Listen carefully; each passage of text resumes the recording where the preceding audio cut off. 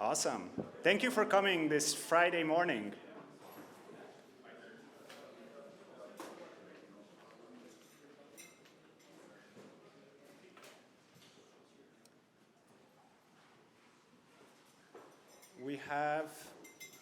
I recognize a lot of faces, and some of you are new, which is awesome. Thank you for coming. I hope you enjoyed food. There is more. The sliced cake is from Tartine, so if you like Tartine, then you can enjoy it. The session is recorded. It's not live streamed, but there will be recording, so you can watch it back and remember what I just said. So I'm gonna be talking to you about agent community, what we have been doing, what happened up until today, what was worked on, and kind of like what's the work ahead and entering to a new chapter for the community. And the screen is out. You gonna sleep in them? I think my laptop went to sleep, yes. Technology. We have agents. Yes. So, yes, my name is Balazs. If you haven't heard, it's a very typical Hungarian name. You can mispronounce it, that's completely okay. I listen to every variation of these letters at this point in life. And a little bit, so like, it might be a little boring, but I think it's important. So how it's all started. I got this question many, many times. I wanted to buy a domain. So like many of you, I built little projects with AI, the first version of agents, and I was trying to build a CV optimizer. And I can tell you there are no domains referencing this term that are available anymore on the internet. So I ended up like, what if I can get something with .agent? It was not an agent at all. It was over a year and a half ago. But you know, we can call anything an agent if we have the .agent at the end. So I tried to get .agent, and I learned that it is not available. At the time, there was only a domain agency. .agency is a thing, but .agent is not available.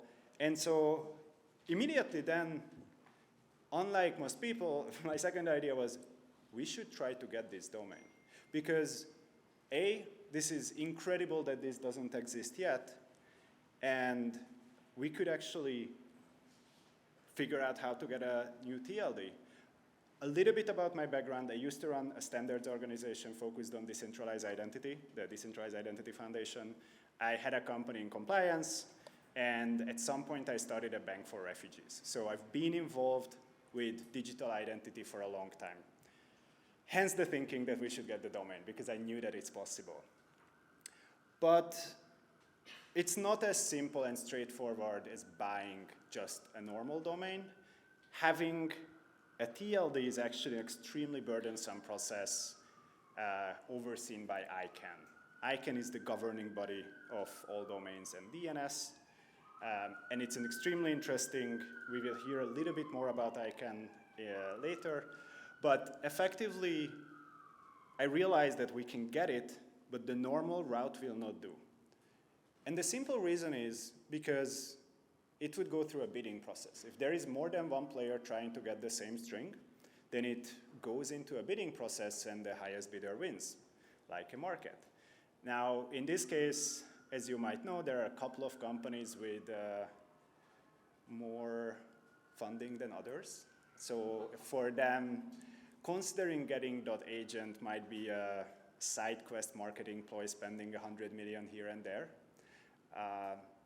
For a project, or technically any company that would want to obtain it, that's probably out of the targets. So very early on, my main quest was, let's find a way that we can get it ideally without avoiding getting into bidding with these companies. And that's when I discovered a process described by ICANN, a bylaw called the Community Priority Evaluation, or CPE, which in short enables communities to apply for a domain. It needs to make a very stringent qualifying process.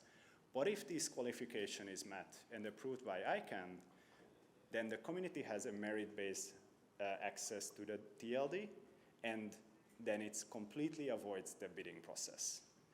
Hence, agent community was born.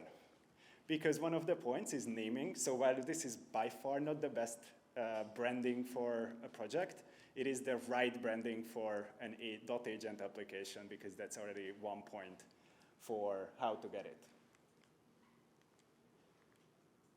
Yes.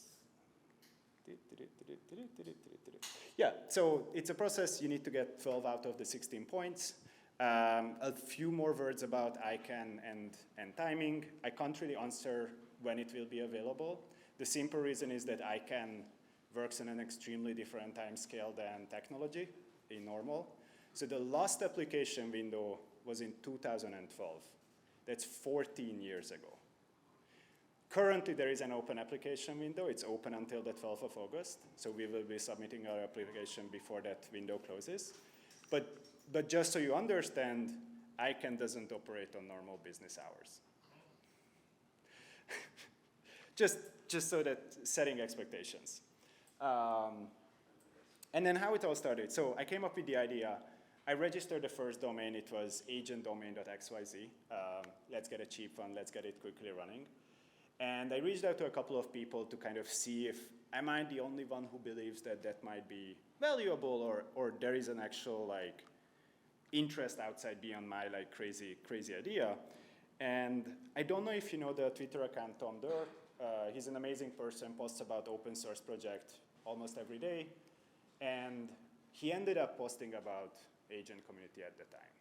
And that was like the first 1,000 signups that happened over like 24 hours, and that gave me kind of like the initial belief that there is something. Like I'm not crazy, well, that at least other people believe in me. And that gave me the reason to kind of continue and explore like what can be done. And it was amazing, I was very happy, and the journey started. So I think I covered this one, set up everything. Everything on the website, if you have signed up. If you haven't signed up, agentcommunity.org, please do it. Is very designed for the purposes that we are able to meet the ICANN requirements. There is an audit, the wording. For purposefully, we are not selling domains. We are not allowed to sell domains when you apply for a TLD. So TLD applications are usually private, but because we do a community application, we are doing it publicly, but we cannot pretend to be the registry before we would become or will become the registry. So hence the wording, hence the complexity going through, hence the endorsement letter. That's also a point for the whole ICANN application, so please also sign the endorsement letter once you join the community. We made it pretty obvious to do it. And yeah, so the project started. The question came up like, what are agents? Like, you know, what are we actually doing beyond just trying to add this domain name? Because of course, like, the value of the domain itself is very high. Like, it is a very, very good branding. It creates a very clear message that it is not your normal.com, and if it's treated well, it can become more. But on that journey, like, there has been a lot of iterations to kind of like understanding. The first one was, again, kind of like a personal dilemma. About a year and a half ago, or more like a year ago, anyone was using Cursor or kind of like first versions of Cloud Code. You remember copying MCP servers from documentations. I did that as well. I was there, and I was very annoyed that we have these like amazing coding machines, but I have to go to find the documentation of a certain project, copy out their MCP documentation, copy it into an OAuth file, and believe that it's going to work. And I was like, this is incredibly inefficient. We have to be able to discover agents. Like, these are agentic endpoints. They are designed for agents to use, but there was no mechanism to actually discover it. So I actually started writing last summer the AID, or the Agent Identity and Discovery Specification, which is now in V2 version, which effectively it's a simple DNS record that resolves into an agent endpoint. This can be an MCP, an A2A, an open API, or kind of even a Docker image. The specialty of this compared to some other similar effort is that it has a public key that helps to, it's aid.agentcommunity.org, the domain. So there is a public key which has two functions. One, it links this public record to a server, so the server can generate a private key and then put the public key into this record, so it can prove that you're resolving to the right endpoint, kind of like any kind of middleman attack, extending the DNSSEC. And the other reason is it is a unique public key, so it's a specific mechanism to create the public key. So when your agent will be acting outside of your organization and requires some kind of like trust of origin, this key can be used as the trust of origin originating from the domain, signable by the endpoint where the agent might be originating and interacting with external party. So you can read a lot more about this. Happy to talk after my presentation about how it works. And then, so this was last summer. We got the initial batch of interest, and then the slow process started of like getting more. I was fairly alone. I was messaging everyone. It took a lot of time, but people replied. There was response. We tripled actually the membership from 1,000 to like 3,000 in 6 months following the summer. But it was very slow. I'm not gonna say I was not always very positive. Initial like, hell yeah, there is a lot of people who believe me, is like, yeah, there are people who believe me, but it's gonna take time. And I knew that it's gonna take time.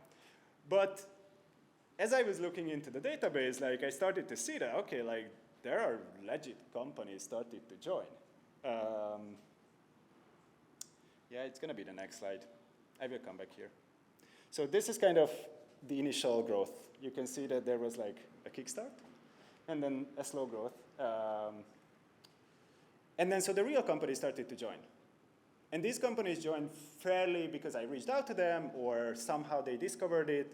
I messaged, I did a lot of the usual guerrilla marketing. There was no paid marketing per se, but there was like a lot of effort went into it, went to events and talked to people. So like once I saw that these companies are joining, I again started to like see and kind of like work with some of them and kind of ideate with these companies of like how can we reach more, how can we grow the community. One of the ideas was, I will try to go. One of the ideas was this, let's create a newsletter. Well, we are the agent community. So we didn't create a normal newsletter. We created Agent Brief, which is effectively a daily curated snapshot of what's happening in the agentic web.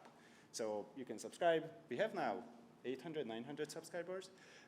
Effectively, it runs through 2,000 different endpoints. It queries it, and then it has like an agent that makes a curation mechanism to understand or it makes decision what's interesting, and then it includes it in the newsletter. Online, you have a long form.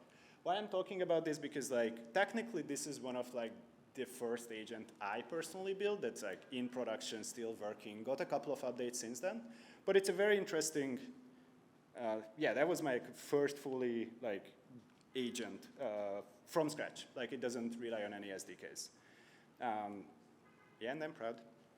So we launched that. It got some attention. It has some like really cool effect. And then the breakthrough came. So Brave joined. Brave is a browser, privacy-focused browser, and they tweeted about us. And even before a lot of companies tweeted about that they joined, but somehow this tweet really, for a couple of days, broke the internet, because we got a lot of signups. So we got 22,000 signup out of this tweet. So we went from 3,000 plus members to like 21, 22, 23,000 members in 6 days. A lot of things broke, but not the database. So we actually captured everyone who joined during that time. And if you have been on our website, we have created kind of like during this time and then mostly after this massive sign up, the agentic map, which is effectively like an enriched version of every company who ever joined Agent Community.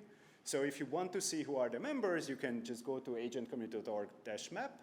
And we have like a whole list of every single company. You can search for them and better understand. And if you reach out to me, I can probably help to get in touch with them. We might make something on top of this that helps you. Ideas are welcome. But for now, it's like a very, very good discovery layer. So like, if you want your company to be here, join with your company. So first Brave effort, and then the second Brave. Brave really likes us. Brave made us the background of their browser for 24 hours. So they have this option that when you open a new tab, there is a custom background. And they made us their background for 24 hours globally. It also generated a lot of new signups. Thank you, Brave, I do have to say. And it was pretty cool.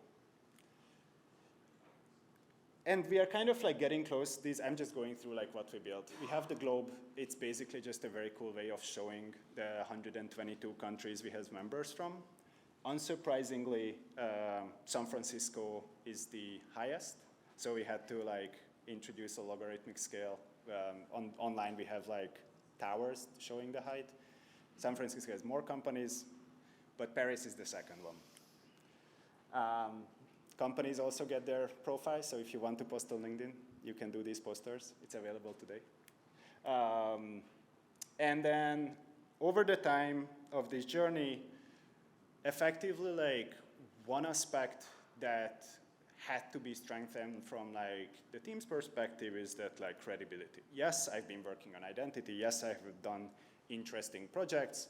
But there are some people out there who are like even more credible. This is a very big project, a lot of complexity. And so over time, one of my main goals was that like, let's get as many members as we can, and let's get some amazing people who can support either with their background, with their knowledge, with their passion. And so we started to build an advisory board. You can read the names. And with this, I would also like to invite Esther Dyson on the stage for giving you a couple of sentences why she effectively joined the agent community and how she's looking at things.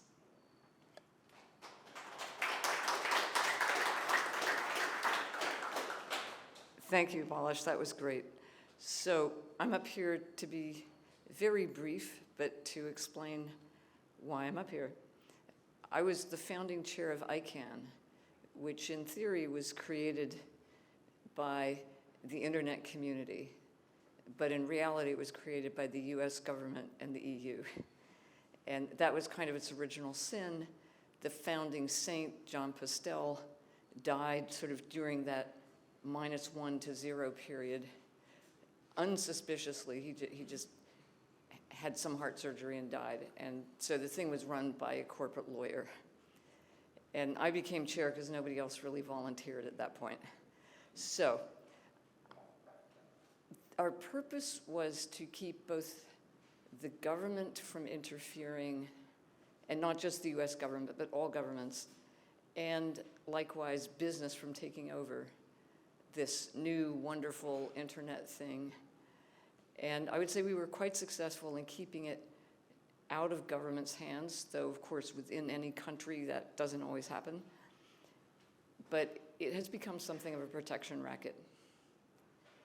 So I got very interested when I heard this, because I think in some way ICANN can redeem itself by providing some of the affordances that could really help .agent do good in the world. And there's a couple of things that are useful to understand. First of all, domains are strings and names. A top-level domain is the last one. It's .com or .gov something .uk and so forth. That's a top-level domain. Then what people consider their name, like google.com, that's a second-level domain. The top-level domains are run and operated by registries. They're basically databases that link to a lot of useful information. And that's incredibly useful. ICANN is known worldwide, it's out there, and it has a fairly important structure. But the registries vary. Who knows? You know .ai actually is owned by the island of Anguilla. .tv is Tuvalu. What's another good one? IO. That's 2 islands also, I can't remember. But anyway, they're very lucrative businesses, but they don't really tell you anything about the entity that owns the second level domain. .edu is sort of managed, certainly .us and .gov also. But the goal here is to make a .agent name, that is name.agent, valid and valuable, and a sign of some integrity, and most importantly, a pointer to a person or entity that is accountable and liable for the behavior of that agent, and to validate that that is true. And it's kind of the same way. It's what the SEC does when a company registers to go public. It means there's auditors, there's lawyers, there's documents filed, and there's a disclosure in Europe and increasingly in the US. How much insurance does this company pay for liability? Because the more insurance they pay, the more potential damage there is. And understanding those things, it's fine if you buy something directly from Pricewaterhouse or Salesforce.com or Anthropic, you know who's behind it. But when you're a public-facing agent that doesn't have a long record and existence and so forth, you really don't know. And so the goal of .agent is both to protect the people who are validated from those who are not, who are running around. You know, keep out the riffraff. What we do not want is the world of agents to get a bad rep for being uncontrolled, unaccountable scam artists. So that's the fundamental thing here. This group is amazing, but like it or not, we need third parties, insurance companies, lawyers, validators, skeptics, to make sure that the .agent top-level domain actually means something.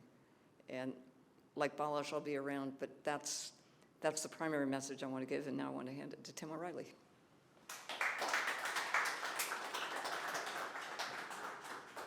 Hi there. Thanks. Like Esther, I was around for the early days of the internet. Actually, I was on the board of the Internet Society, and they tried to rope me into ICANN, and I'd been around long enough. They went, no, Esther, you take this arrow. But you know, one of the critical things that people failed to understand early in the internet was the power of namespaces. You know, and literally, you know, when the internet was under the umbrella of the US government, they had a contract with a company to manage the domain name system. And they were like, dude, you're not going to pay us, we're not going to do it. And then suddenly they realized, oh wait, this is worth a fortune. And so, you know, it became a business. It was a sort of a land grab. You know, the period, just like you may remember a few years back, all of you are much younger than Esther and I, but you at least remember the NFT land grab. Well, there was a land grab about domain names that was kind of like that, except it was real, you know, as opposed to fake. And, you know, the point is, there is incredible power in controlling a namespace. And we also saw this with Twitter. You know, it's like, you got a handle, and it really meant something. And that was a unique and powerful thing. So now we have this new world where there's a potential for how are we going to track agents? How are we going to know who owns them? And again, this is something we've done wrong. One of my themes in my work, so if you don't know me, I'm a publisher, conference producer. You know, I taught programmers to, you know, the skills for the last 45 years. But I'm also been an activist for open standards, because open standards are how we keep the industry honest. It's an imperfect mechanism, but it is a mechanism. And right now, we're in, for my 45 years in the industry, we're in the most unprecedented race for monopoly that I've ever seen. Everybody else kind of gotten an accidental monopoly. These guys set out from the very, very beginning to own the future. And this is a piece of owning the future. And we're heading into a period of unprecedented concentration of power. with a very small number of companies. And so when Balazs came to me via Esther and said, hey, would you join in this? I thought, oh, okay. Well, behind door number 1 is another tool in the concentration of power in a few hands. This is likely to get bought by somebody with very deep pockets, and they will use it as another tool in this battle for control and extractive profits, or it could be a public good. And so I go, well, if there's anything I can do to help what's behind door number 2, the public good door, win, I ought to do it. And so should you. Thank you.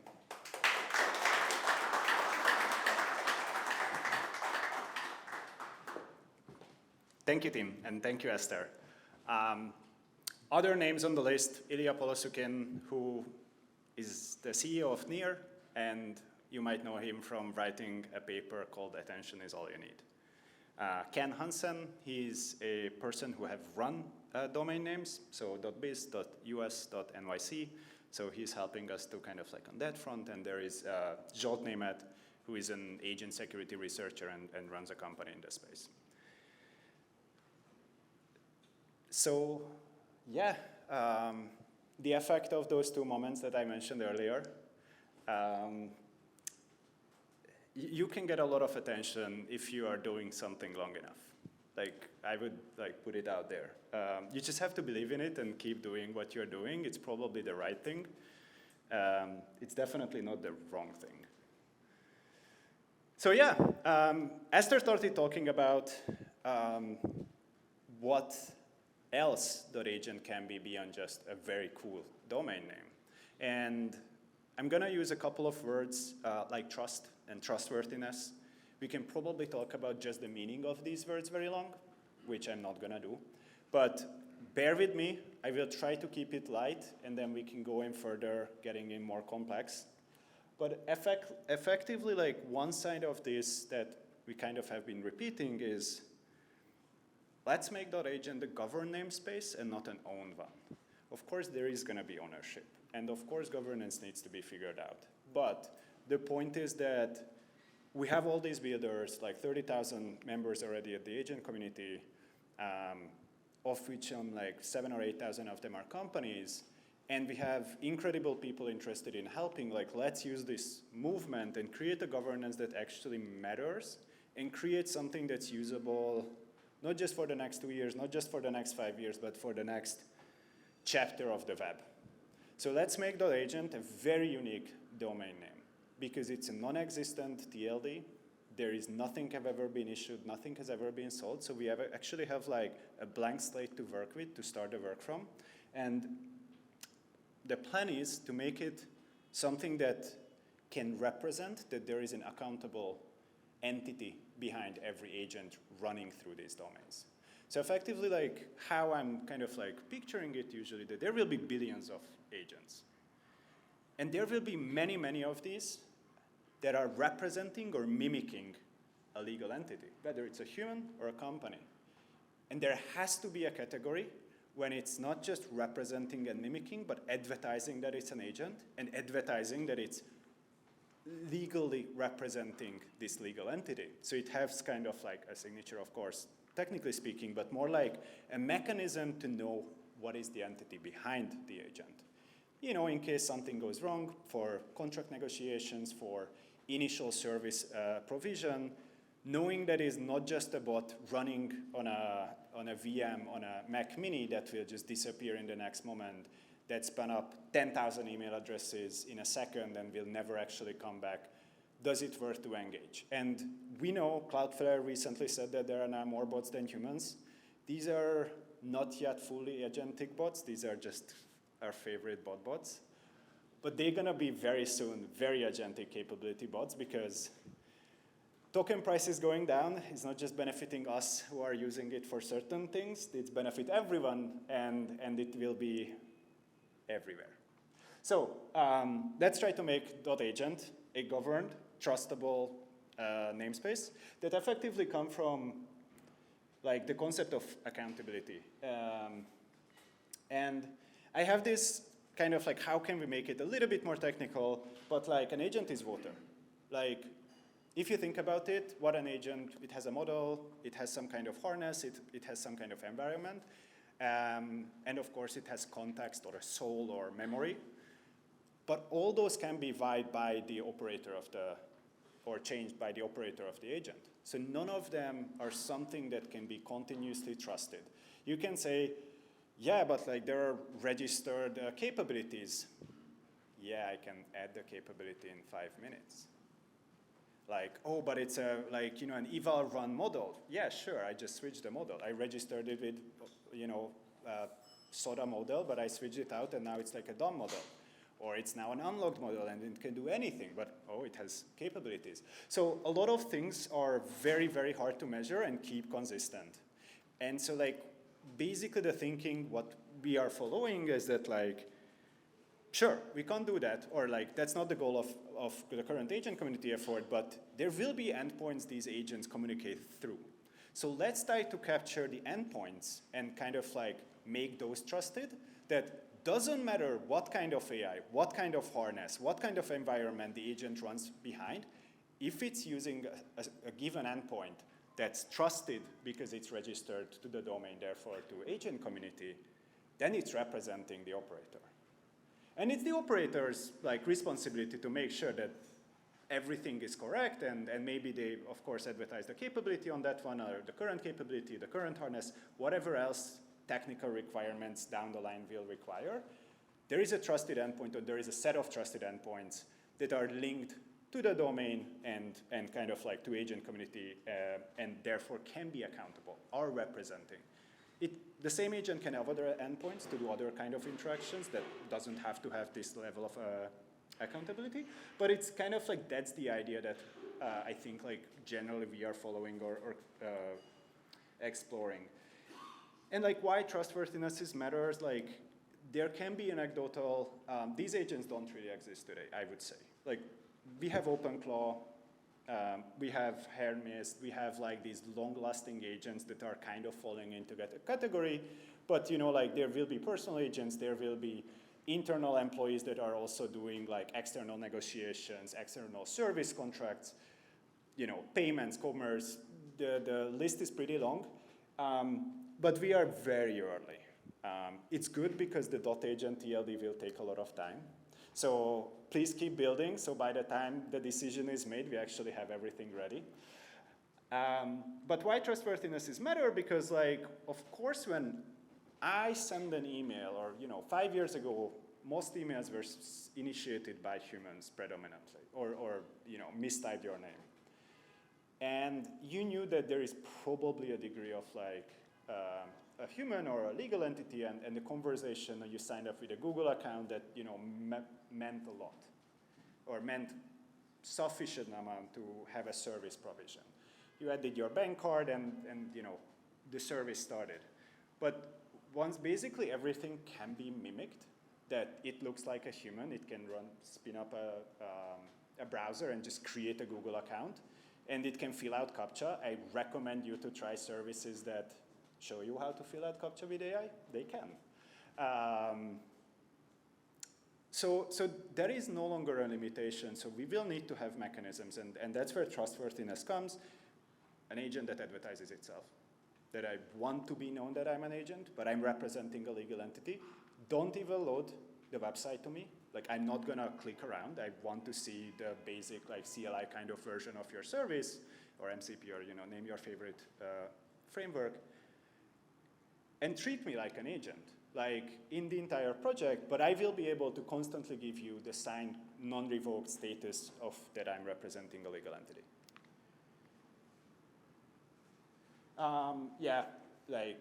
I kind of covered this. It's going to get loud. There is going to be a lot of services. So effectively, before we got here, what does it mean in practice? We intend to create verification, human and legal entity verification that are linked to purchase domains. So the gating mechanism is that we do set up, we are setting up the Agent Community Foundation that is going to be the governor of these systems and the data. How all the details look in that process, still under working, so if you have worked on this or interested in it, please reach out. I do have opinions because I had a similar company before, but this is a much bigger effort, so ideas are welcome. Also regarding the signature scheme, again, we have initial ideas, we wrote the specification that meets currently our needs, but if it grows, if it goes further, it's gonna get bigger, and so like more smarter people are welcome. So yeah, this is kind of the agent community, the direction it's going. And something we did yesterday, well, today actually, we made agent community so that your agent can also sign up. So up until yesterday, it was only organizations or individuals. Now your agent can sign up in your name, that is representing you. And so we launched a really cool experience that I think we'll play a video, but it's technology.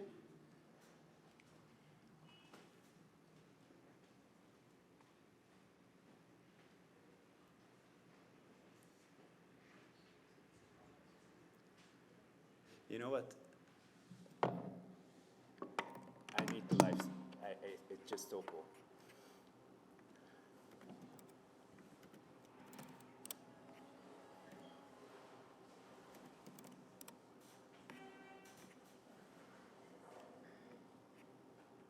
Oh no.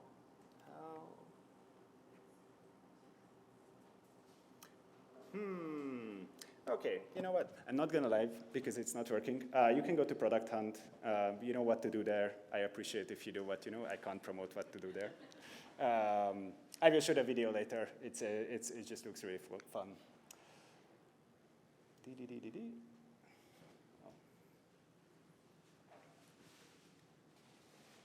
And yeah, so this is sort of the end of what I wanted to say or what we wanted to say. We are hosted here in Frontier Tower. I hope many of you know what Frontier Tower is. If not, Stephen can give a quick shout out. Technically, ClawCamp is our host. So Stephen will say a couple of words what this is. And thank you, Stephen, for recording the whole session. Thank you, Balazs. Thank you. And great to see so many familiar faces, even people I haven't seen in a really long time. So ClawCamp, we just incorporated as a nonprofit. So our mission is to get everybody up and running and proficient and gain a mastery of personal agents. So we like to say it's about the harness. It's not really, is it OpenClaw or NemoClaw or NanoClaw or IronClaw or Hermes. It's just about you gaining empowerment and gaining agency. So there's a lot of people that are potentially going to be left behind, and we want to give everybody access. So we have weekly meetups here in San Francisco where we get people onboarded, we dive deep into memory, things like that, and invite you all to come talk to me more. And if you come talk to me, you'll get a little lobster. We call that the ClawCamp camper. So about the tower, this is an amazing building. This used to be a WeWork. It used to house the Burning Man offices. So the first time I was here was probably early 2000s when I did a project and Burning Man got involved and we created an audio guide for the world, and that included all of the art on the playa. Anyway, long story short, you wouldn't believe the people that have been on this stage and that come visit us here at the tower. It's 16 floors. Each floor is a different focus and concentration. I spend a lot of time on the 9th and 10th floors, which are AI and robotics, and we have longevity, we have bio, there's a wet lab. So no matter what your focus is, from arts to maker stuff, we do a lot of that here, and you can join an annual membership, become a founding member. It's really affordable, and the connections that you make here are invaluable. So happy to talk to you about any of the projects I run. I put some flyers out. There's also Health Tech Week coming up in January. So got my hands in a few things, and happy to talk. And Balazs, thank you very much. This is amazing, and I'm glad to be part of the .agent community. Yeah, thank you. We're gonna do a quick Q&A. So please think about your questions. And I want to invite Esther and Tim maybe on the stage. I'm going to get a chair. Think about your questions if there are any.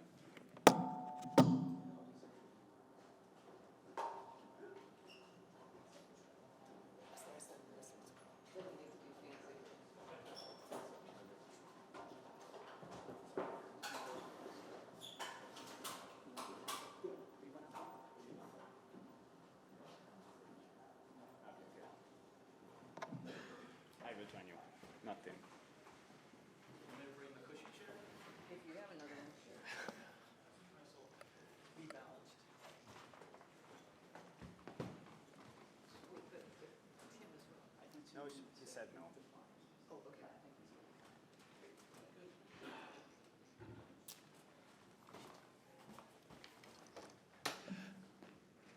So, do you guys have any questions? We kind of have one microphone, so I will just repeat the question. Sure.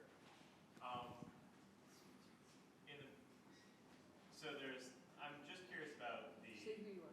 Oh, I'm Alder Riley. I'm probably the oddball in the room because I work in manufacturing and education, nowhere near the agentic community.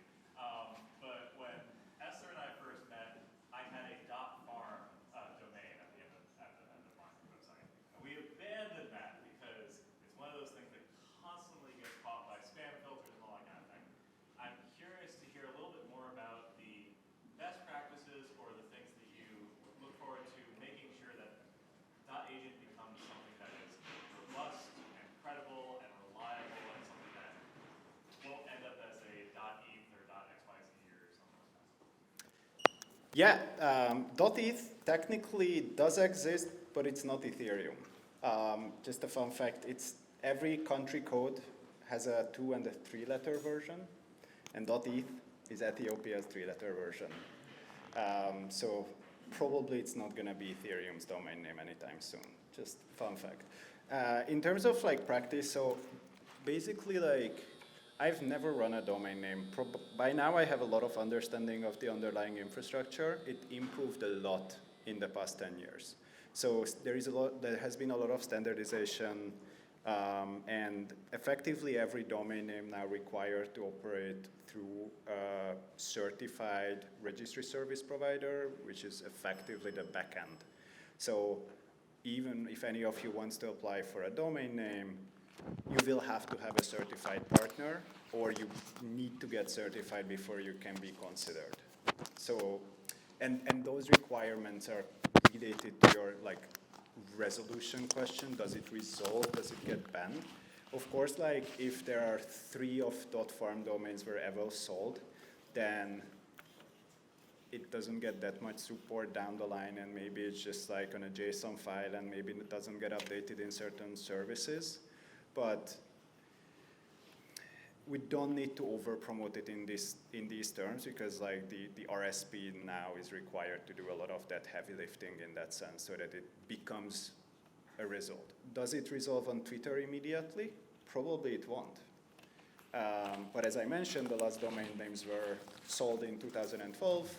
They came online in recent years, but like it is slow. It's a slow process. We will get there 100%. And I didn't show that number, so like of our members, there is now a cumulative more than 100,000 domains interest. Like if those actually materialize, then this is going to be a very successful registry already. So it will get a lot of support. So let me take the less techy and more sort of legal, whatever. I was going to say, but I was trying to be brief. We are now at 0.0.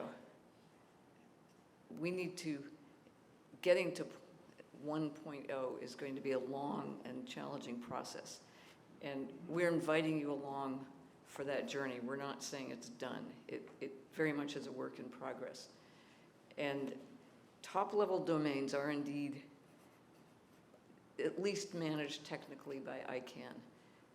The real question is, what about the second-level domains that are going to give it the reputation, good or bad, that really matter?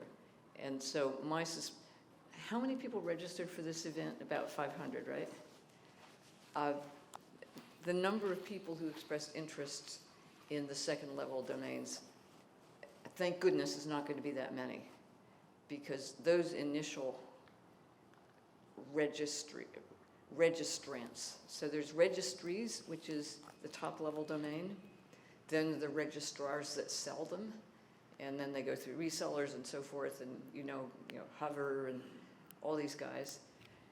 And then there are the actual people behind it.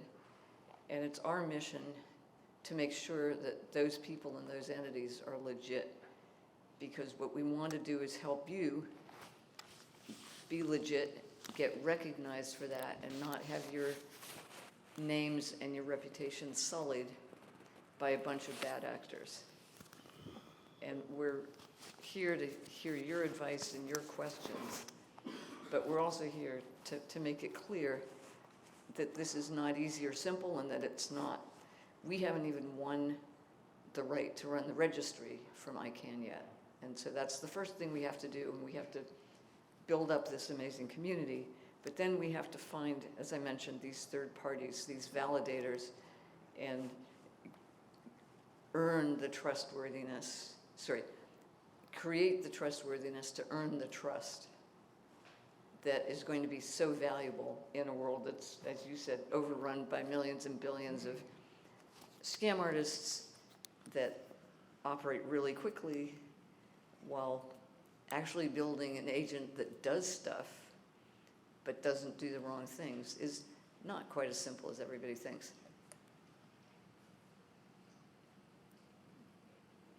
Jeff Henderson with AM.com. That led into my question perfectly, which is, I'm just curious about the milestone sequencing and the end game. I mean, you've talked to the end game on all your slides, but like a concise articulation of that. And then, what are the most important milestones and getting there, so we understand the trajectory a little more clearly? Yeah, very good question. Just so that everyone in the back, what are the milestones? Yeah. So by far the most important date right now is 12th of August 2026, which is about 7 weeks out, which is the last day of submission for the ICANN application. So that's kind of like the main goal, is that like we do have to submit an extremely qualified application. But it's not the last day. So we have to submit, it has to meet all the requirements like formalities. It's going to be followed by a wait time with no information for about 2 to 3 months, when there is going to be a so-called reveal day, which is the day when every qualifying application is announced. So we will know how many .agent applications and what are the companies behind it. Following the reveal day is going to be the moment when basically the material that we submitted will be handed over to a third-party revision company. I can tell you more about it, which will evaluate the community application process. So that's like separate from the base requirements. We have an additional process to go through to meet those 16 points and qualify for 12 of them or more. And effectively, like, that will take X amount of time. But because it's a very important domain, I think everyone understands why. Generally, .agent might be prioritized within ICANN because there are more than 1,000 applications are expected, just for everyone's understanding. So if ICANN moves it forward, it will move forward. Of course, the community application is X amount of time. There will be an initial review. Hopefully, and if everything goes well, we clear that, we get the 12 points. And if that doesn't get attacked by other applicants, which can happen, then the process will go towards like registry contract signing. This is the ideal case scenario, and that can as little as 9-ish months after submission. So that's kind of like the ICANN, and it can be longer. So there is a lot of things we no longer control once we submit it. But during this time, and because of course the review doesn't happen on 13th of August, like growing the community and keeping kind of like engagement and working on work streams that like for a second I showed is going to be something. And also figuring out like the exact details of the verification, finding partners, building out basic infrastructure to like be able to do that, partnering with like other identity like plays in the ecosystem and kind of like really like keep growing the community and kind of like deepening, because I think the numbers are there. It's like now it's going to be a lot more about like partly engagement, and also like it's an extremely big community. Like we are the biggest community of companies that work on the agentic web today that don't have like a product to sell to our like we don't have a customer base. So like the goal will be to use it and also like to kind of like clarify everything, move further the governance model. So like governance model at the date of application is going to be like V1, and then as we getting closer to getting any kind of like response from ICANN, it will go through an iteration, gets wider, gets better understanding of like the data, our favorite like data management requirements, and kind of like start to appoint people to certain today non-existent roles, and so like kind of like get everything more mature. And then we will learn about the registry. Hopefully we get it, and then if we got it, then like there will be a process to actually getting to launch. It's also going through ICANN, so it takes months. So we will have time to like finalize everything during that time. But like basically like right now the main focus is getting every material ready, set the initial governance of the foundation ready, launch a couple of work streams, and kind of submit the application by the 12th of August. Also, on a side note, I think I can say it, we are doing a small race for the round, so if anyone is interested, please come to me. It's an operational and kind of application fee covering round. Happy to tell more details, not on the stage. And yeah, so this is the date I can give you. Every other date is gonna be like downstream. You heard it first. Corey Waddingham from Google.ai. So there's two components to trust, right? There's earning it, and then there's keeping it. Yes. And I'm curious what your plans are to ensure that registrants can keep trust and can keep being trusted. Somebody could sign up and have, get through the gates of being a trusted partner and then go bad later. I'm curious what controls you anticipate having to handle that scenario. Can you hear in the back? Okay. It's a very good question. I think the finance industry would also love to know the answer to this question. So that is gonna be my relative work that I did in relation to this is like, of course we could say like continuous verification. The good thing is that we have AI today, so we can do a lot of things, and we already understand who are our members based on their public information. So we can just extend our enrichment agent to do continuous lookout for, there is a legal case, there is any kind of thing that might become like a marker. And I would say like that's what we will layer on, potentially with the, frequency of re-verification or resubmission of material, but like the verified companies, like I would say like, we haven't really talked much about it, but if you would come with a Bahama trust that doesn't actually have an owner, you probably won't be able to get a .agent domain name verified. Just because you're a legal entity, like if we can't prove who is behind the legal entity as a person, like that, so like that is one thing, which is again similar to how finance kind of treats. It's not a regulated market that we will be operating on, of course. So we will be writing the rules of what are the criteria in the governance conversations. But I think like drawing that as like a directional baseline is going to be like a good one, because then it's not just like a room of people who decided that these are the rules. We can like reference something that's like fairly internationally recognized process requirements. If anyone worked on KYC before, it is a funny requirement because it's do your best. There are no official, like, you have to do identity verification through a camera. there is like, most countries' system is do your best and prove that you did it and prove you have the data. Yeah. That,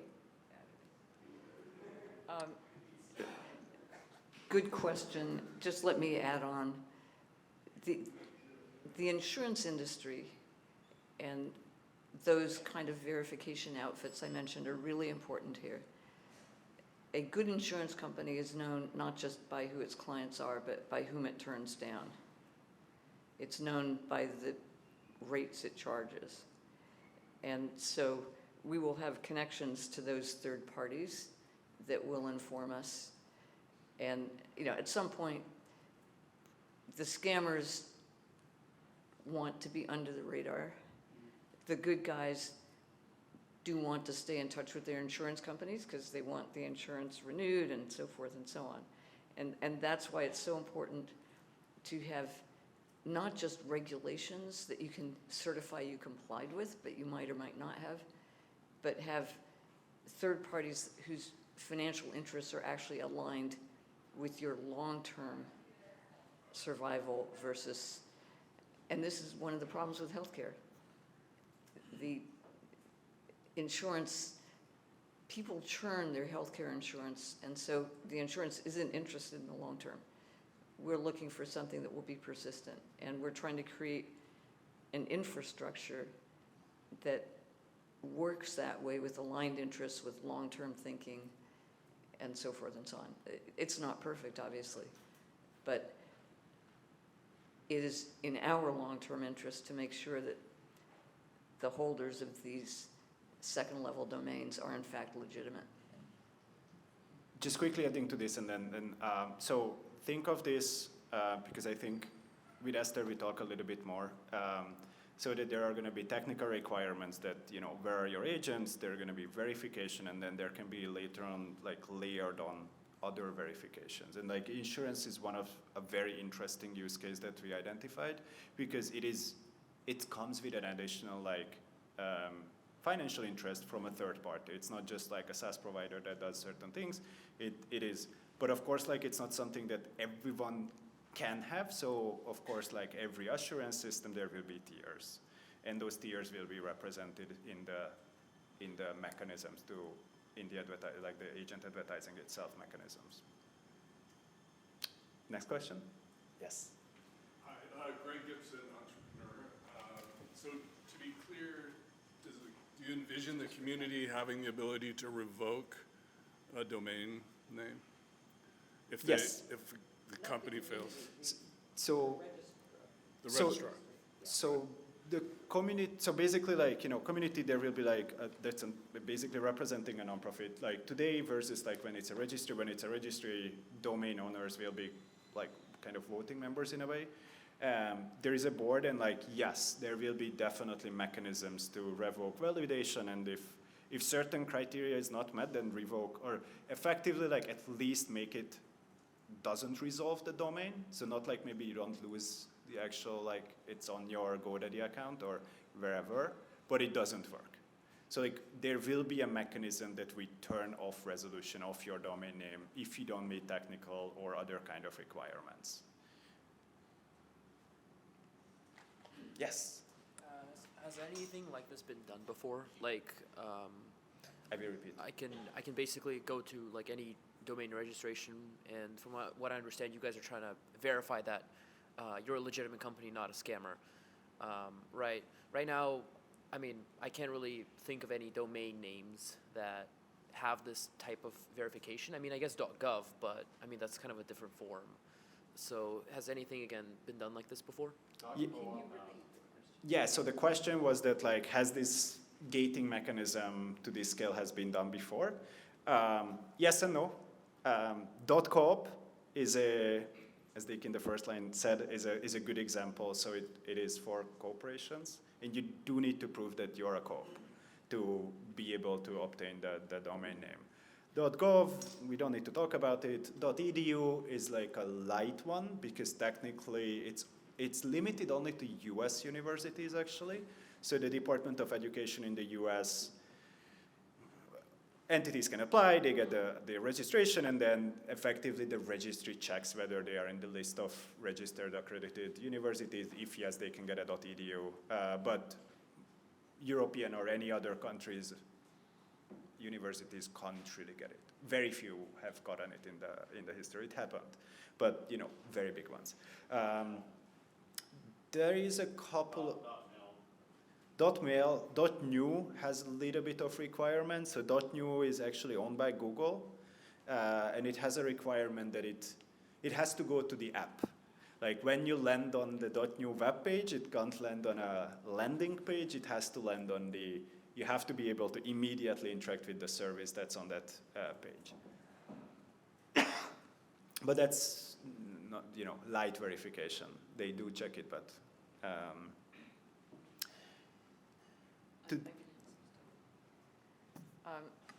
This is the fundamental question, and there are some that require some verification.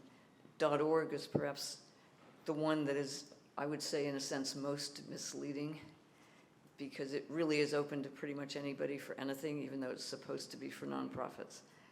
And about 2 years ago or something, ISOC, which was running .org, it's a long and complicated story, but it was almost sold to private equity. And that's when I personally got re-involved along with a bunch of other people to prevent that from happening. And we are a nonprofit. We will have a for-profit sub that kind of operates like the gift shop in a museum to help fund the museum. But its goal is not to be sold to private equity. And this is the whole point. We're using some of the infrastructure of ICANN to do something that actually is quite new, because agents are far more powerful. There's a lot behind a website, obviously, but an agent is an autonomous thing. And so the requirements for vetting and the ability of it, you can just shut off a website. You can't shut off the stuff you might download by mistake. But an agent is supposed to be autonomous, and we want to make sure that it is worthy of that trust. So what we're doing, yes, is quite new in terms of the rigor with which we will have to do it. Yes. Hi, can you hear me over there? Okay. I'm Katrina. I'm the founder of a AI native maternal mental health company. And something that I have been thinking a little bit about, and I'd love for you all to just expound on it a bit, is just this idea that we've talked about clear bad actors like scammers or people who are clearly doing malicious things, but what about the adverse cases that are less obvious, and how are you thinking about that? How are you thinking about what those examples might be? And just to get us thinking on this, something that I have been thinking about is sort of the irony of the name agent. It's both very literally correct. It's autonomous and it is acting, with agency, but it also in some ways takes the agency away from maybe the company, the legal entity, because it is taking actions on their behalf, and so therefore somewhat taking away their agency. And so I've been thinking about this question of what are the more nuanced cases that you're thinking about in terms of what a bad action and an adverse event might be, and how are you thinking about that? How are you sort of applying that to your kind of beliefs about this, this area? Yeah, everyone heard the question? Okay, so it is an awesome question.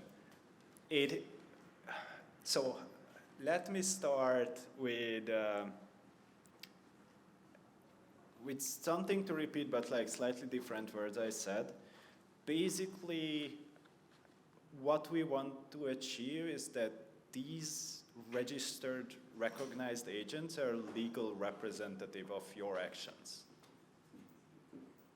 So you trust that whatever it will do, you are responsible for it. And the whatever is very important. Like, you can, you launch it in YOLO mode. It's up to you, as long as it's gonna be using that like endpoint that is registered to you. You can, it can be ERP, it can book you dinners, it can book you flights.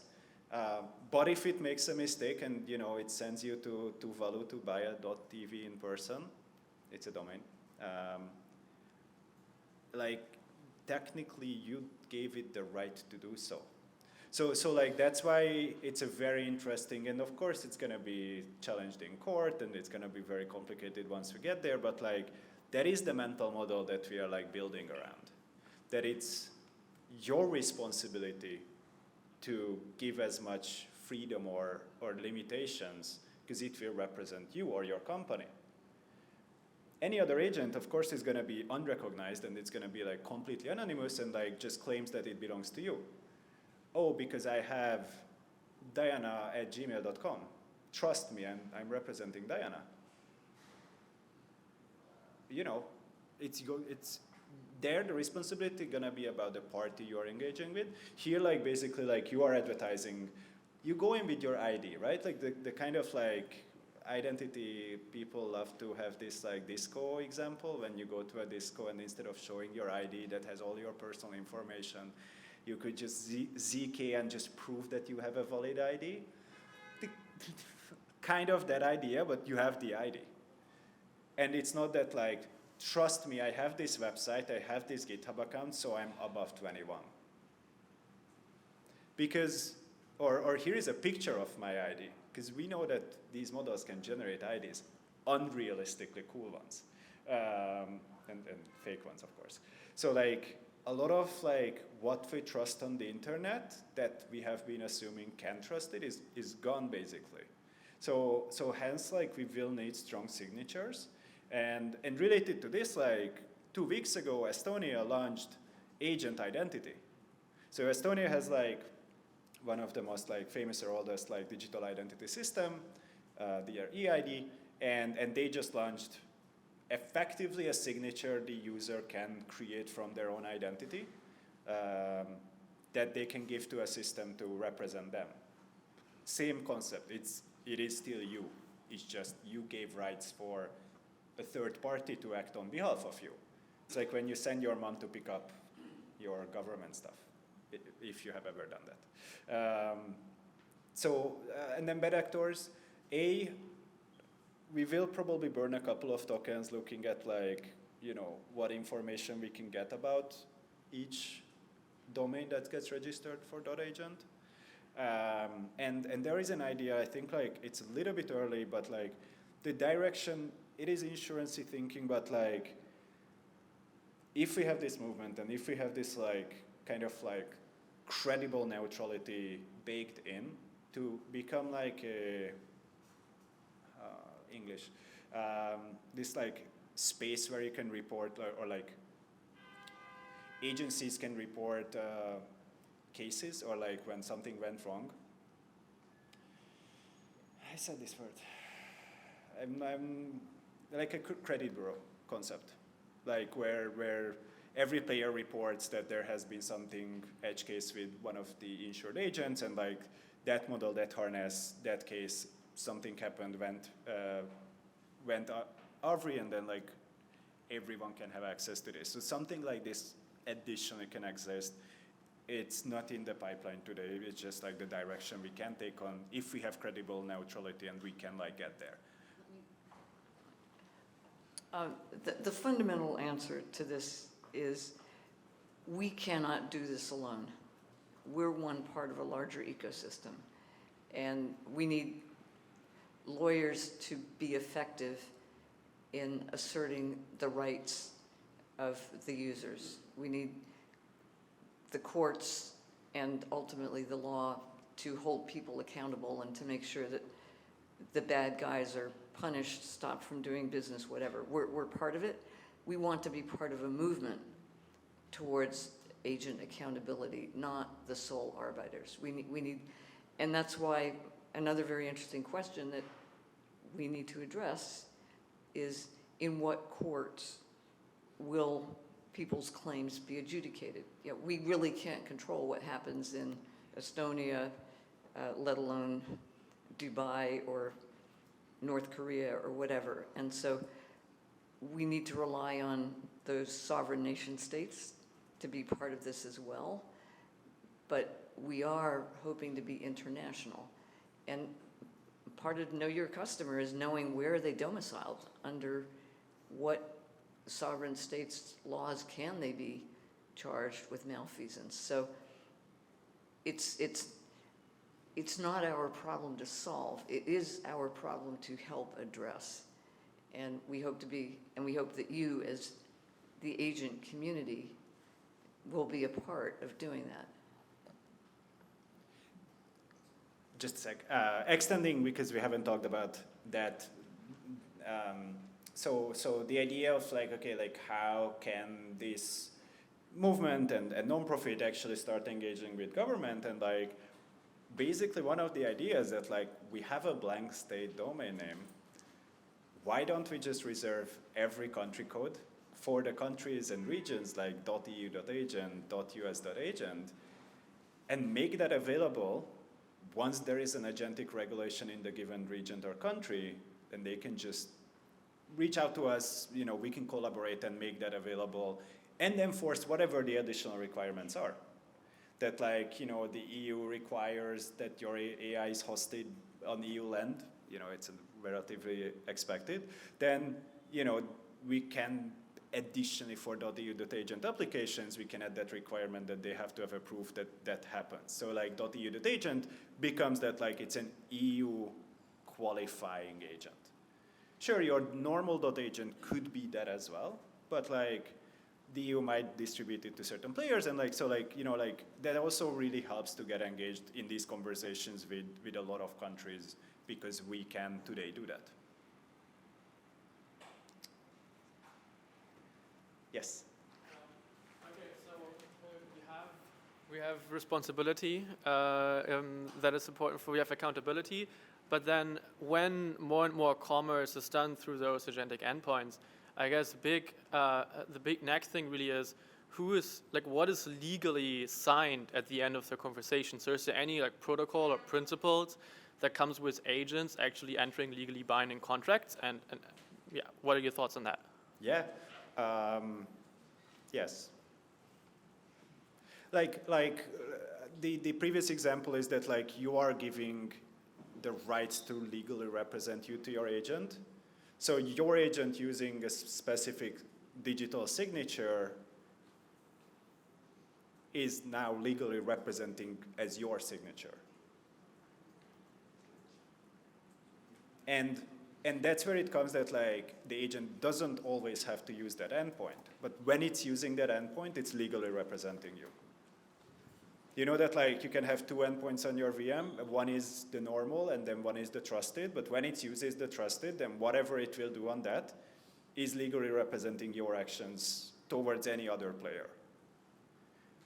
And somewhat the expectation is that like over time there will be services that expect that signature to be present, because you can be just another bot that has a fresh context and claims that it's representing you personally, but doesn't have the actual signature attached to it.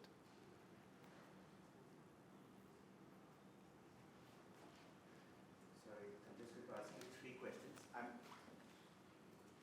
I'm Shayak. I come from India, just landed in the US. Interesting conversations.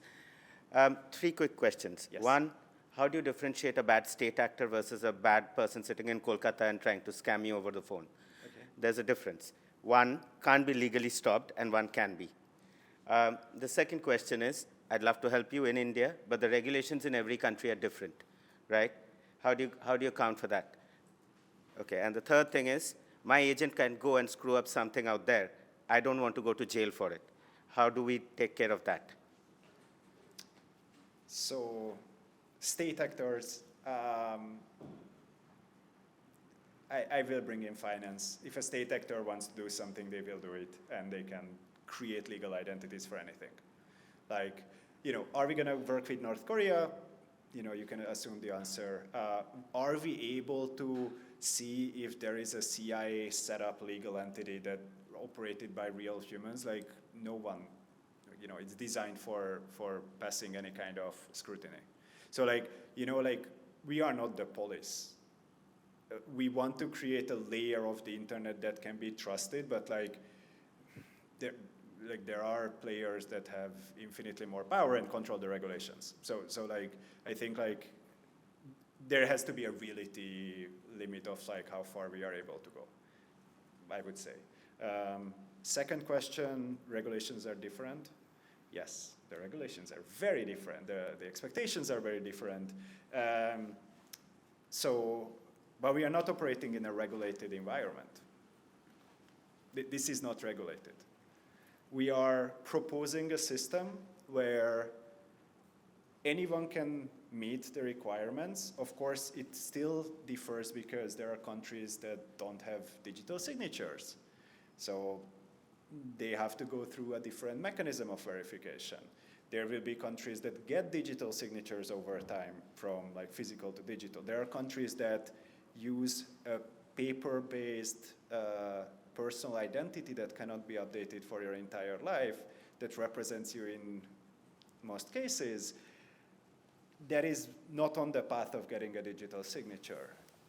We need, like, there are mechanisms in those countries of how they deal today. We will, I would say, apply best practices, collaborate, use third-party vendors that have built out tooling to meet the local requirements, and over time start engaging conversations with the regulators of like just to generally know how they are thinking about agent identity, like legal representation by third-party autonomous agency handling systems, and probably work with them over time how it evolves. And the third question was? My agent can make a mistake. I don't want to go to jail. Sure, don't run it in YOLO mode. Like, you know, if you would give your mom a paper, sorry for using your mom's example, if I give my mom the right to represent me towards the bank and I sign it, and she withdraws all the money on my bank account and leaves the country, well, I gave her the rights to do that.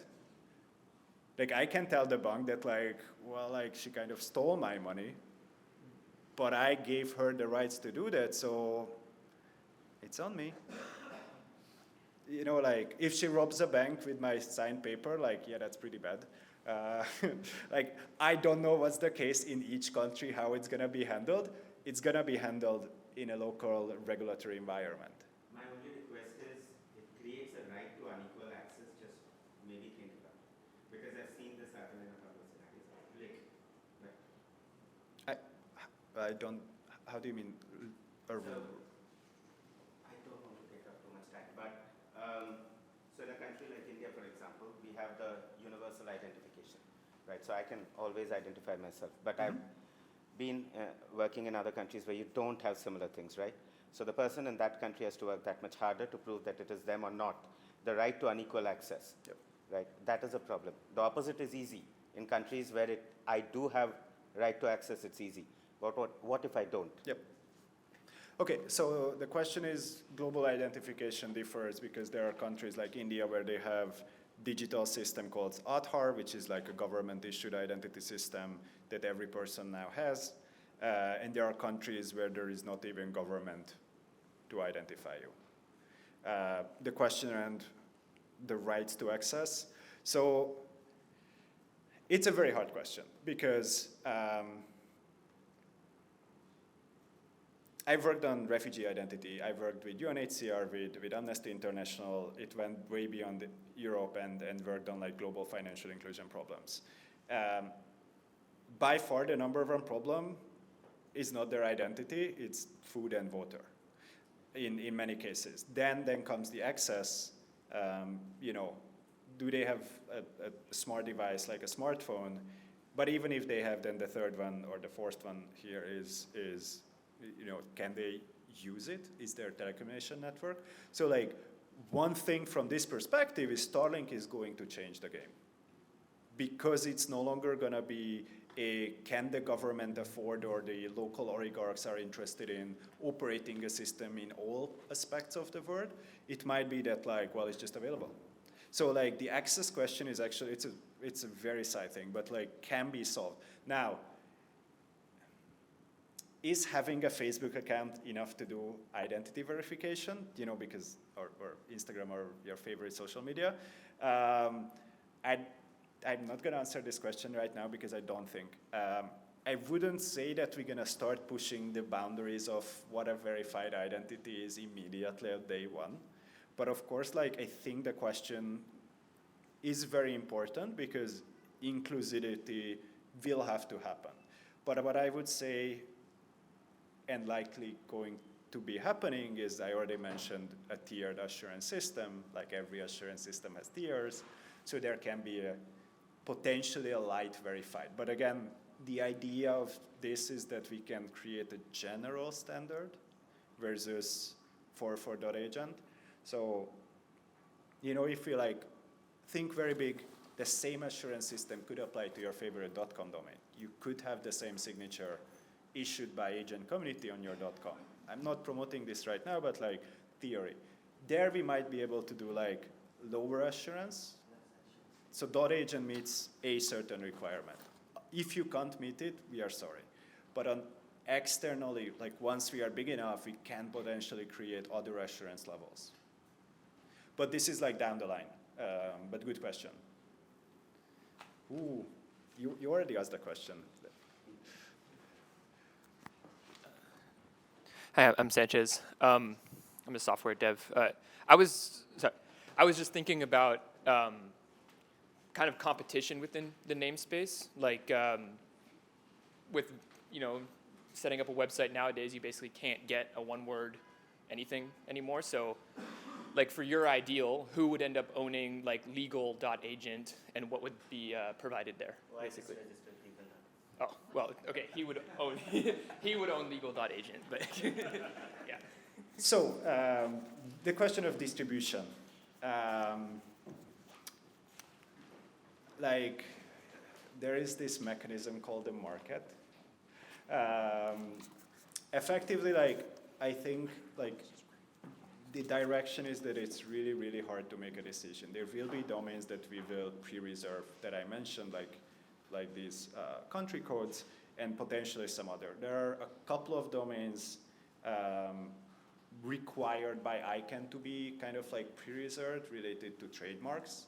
So Google.anything or globalbrand.anything is always available for these companies to buy before it would go available.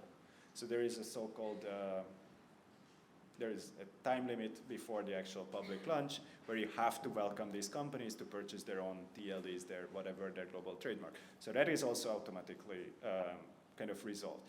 There can be contention, so you have to deal with that, but I can have a whole process of dealing with trademarks.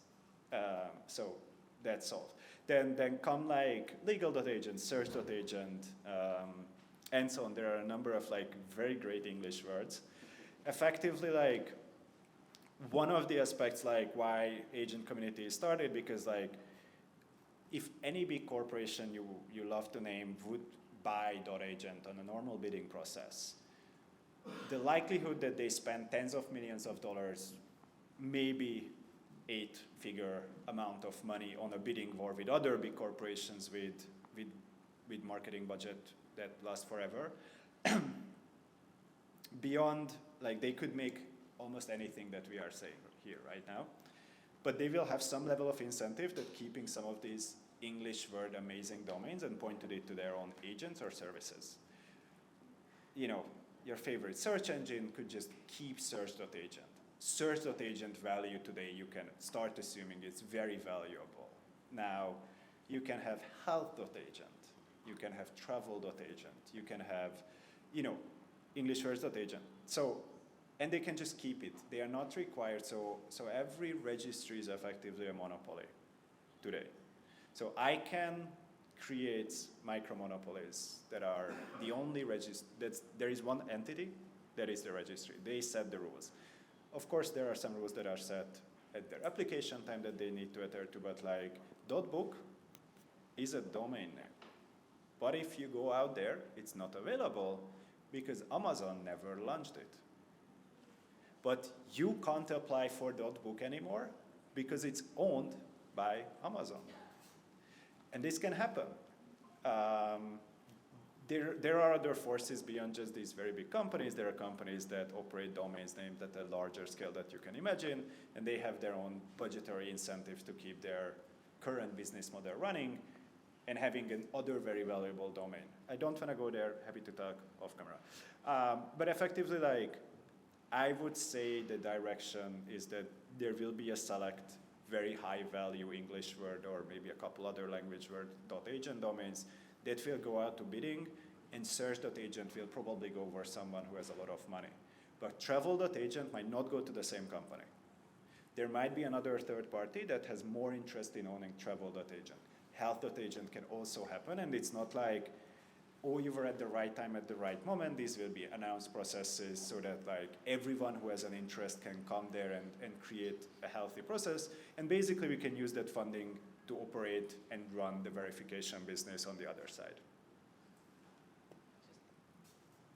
Again, this is why we want to be a nonprofit and not, first you protect this building, then you protect each room in the building, then you protect each chair in the room.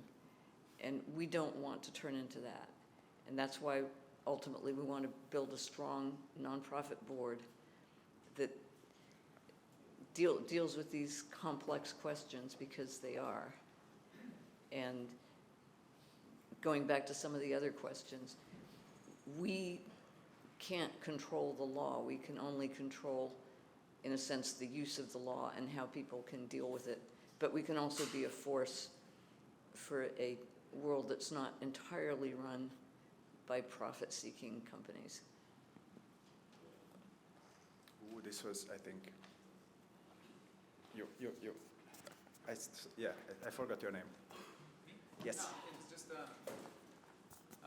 Liad. I'm from the MCP committee. I actually have like a follow-up question to that, because today the landscape of domain names is built like that you always have a fallback, because you can have a .com, .io, .dev, .app. I can always have a fallback. And now we're suggesting like projecting all of it into like this single vector of .agent. So I know that you answered some of the trademark question, but is there a thing of maybe having some sort of like a sub TLD or something like that like booking.com.agent or something like that represents booking.com's agent, whereas booking.app, if there's something like that .agent represents booking.app's agent? Does it make sense to do something like this kind of division? Yes, of course, you can do it today. Are they verified? So I kind of referenced it, like, effectively at the end of the day, .agent is just a domain name. We're gonna get the acquisition process, but the same process, you can come with your .com, and we will be able to onboard you. You will need to prove the same things, and the only thing is that, you need to tell us when it expires on your name, and then you can get a similar it's a signature, with some metadata, right? So yes, we will be able to do that. It's not day one target, but it's not really hard to extend to that direction. The trustworthiness aspect of things. It's just .agent will be enforced. So like every .agent will meet the requirements. Not every .com will meet the requirements. So it could be a Stripe.agent, which will be verified to Stripe, and Stripe.com.agent, which can also be. Okay. Yeah, because like the agent doesn't live on the domain name. They will have an API that registered. Yeah. Yes, I'm picking who is fast, so be fast. So hi, I'm Nikhil. I'm a founder of noinfra.ai. We're all about agents, and I found out about .agent community back in March. We registered for it and spread the word as well. Our vision is that talking about moms, my mom has been kind of bothering me for the last few months that she wants her own personal agent, and that she wants to teach and build the agent herself. No solution existed because, and also being in technology for 18 years, we know that if we use some big corporations, agents and stuff, they probably don't have your best interest in mind, right? So we created this platform, and now anybody's mom can deploy an agent in less than a minute on our platform. Now, we're also giving wallets, emails, phone numbers by default to every agent. But we have been thinking a lot about security. It's like how to make sure that there will be trillions of agents on the internet, digital agents and physical agents. talking about self-driving cars. How can we as a company be involved in the early days as part of working groups or anything else, so we can kind of help? Because I've seen this before, and I think it's a very important topic for us. We will continue the Q&A, sorry, and also like there was a plan of like this whole thing of timing and stuff. Oh, it's very much. So, what I wanted to talk about the Q&A, I'm just gonna kind of jump in, it will load at some point. We are launching work streams. Today, officially, you will be able to join, I would say next, I need to merge a PR. So I will send an email next week, everyone who joined will get it. There will be work streams you can join. Effectively, it will start as conversation groups. So the current topics that we, like with a couple of companies we picked, security. So there is gonna be, the goal is not to set what is an agent security is. There are billions of companies spending billions of dollars. The goal is have like a place where we can share best practices, like can we create a how to deploy an agent checklist that either your agent can check or a company or different scales of companies can go through and understand like when you deploy an agent, these are the things to think about. Kind of like don't screw it up. Of course, not about like use this product because this is the best product and it's just $9.99 if you sign up for 3 months kind of thing. It's just like, you know, key management, what can go wrong, what has gone wrong, what are directional solutions, and kind of like have it updated through like members who work on security. The other side that we have discussed is kind of like a fast response on security when there is yet another NPM hack or GitHub or, you know, your favorite something that will go wrong. Then there is the kind of chairs, send out an email to everyone on this list. This happened, heads up, like it sees all this basically. Will it work? We will see. Like we need like, this is contribution, we can set up agents to do half of the work, but like there will have to be someone responsible, right? That's what we do. An identity working group, work stream. It's not about writing yet another standard. It's about like understanding, following, keeping up with what's happening, and kind of like using that knowledge and expertise for our technology needs. And then kind of like start directing that this is gonna be the tech stack, that agent, community, identity, signature scheme, authentication, if ever anything, discovery, like we wrote a spec, but there are 7 other specs in the same space, and we are not the biggest one. There is, as of this week, there is a Google, NVIDIA, GitHub, bunch of companies. Launch something. They are big. You know, that's not the standard, but they have support. Then there is gonna be evaluation, same concept. Not to create evaluation, but as you know, it's fairly easy to make yet another evaluation, keep collecting best practices, understanding and keeping up with what's happening, what the direction everyone is taking, and you know, we can these tools. We do have members. Governance, so how to govern all this thing. And the question of trust, I think like that's like, you know, it's less technical, it's a lot more about like how to draw lines into the sand that we are putting down. These are the set that is named now. It will launch, you will be able to join, it will start as a mailing list and the Discord. You don't have to join Discord, I know a lot of people don't have Discord. There will be a mailing list and it will start as a mailing list, and then we will start hosting some conversation, like kickstarting conversations, and then evolve it over time as we grow, and maybe there will be subgroups of this.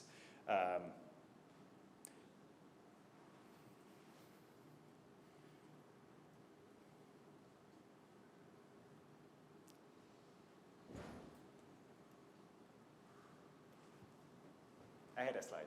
I prepared. So back to Q&A.